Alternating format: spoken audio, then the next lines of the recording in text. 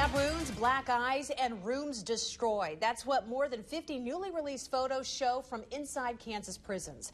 It's proof of what prison officers have been telling us for more than a year now. In fact, Fighter 12 investigator Devon has those photos and reaction from someone who remembers those incidents well. Devon? Well, Mike, Melissa, it wasn't easy looking at these photos. That's what one former KDOC employee told me today. Take a look. These photos are from two different incidents at El Dorado. You can see over here how burnt and charred the area was. You can see here, this is a bathroom, and it's pretty much destroyed. Over here, this is a staff injury, a battery that was in this report. I spoke with one former officer who says she hopes the future will be brighter than this. It's frightening to think that it could have been a lot worse. It could have been worse. That's hard to believe after seeing these newly released photos from inside Kansas prisons.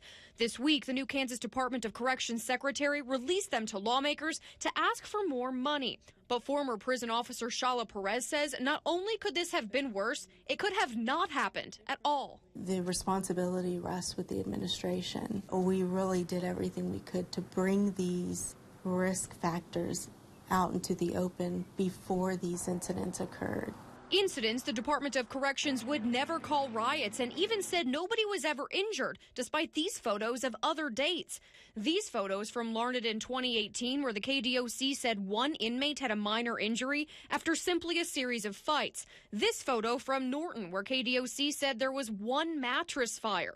The department also said inmates broke into a shed and smashed windows, but these photos show much more. Obviously, what we were hearing in the media, the people who were there knew that that was not what was going on in reality. And they understood that a cover-up was happening. New Secretary Roger Werholtz is now in charge and is asking for an additional $9 million to start fixing systematic issues. So the reason that these are released is because the department is asking for some increased funding.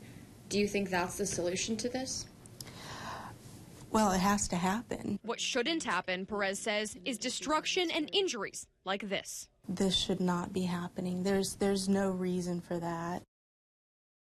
Wow, so lack of transparency, nothing new here. Back in 2017, you showed us KDOC wasn't being honest about what was happening then. So what are lawmakers saying about all this now? Well, I listened to the full committee hearing where the new KDOC secretary gave the lawmakers all of the information. Lawmakers basically said it's about time. They were thankful to the new secretary for telling the truth, saying the old secretary was just hiding this for several years. All right, maybe we'll see some change. Thank you, Devon.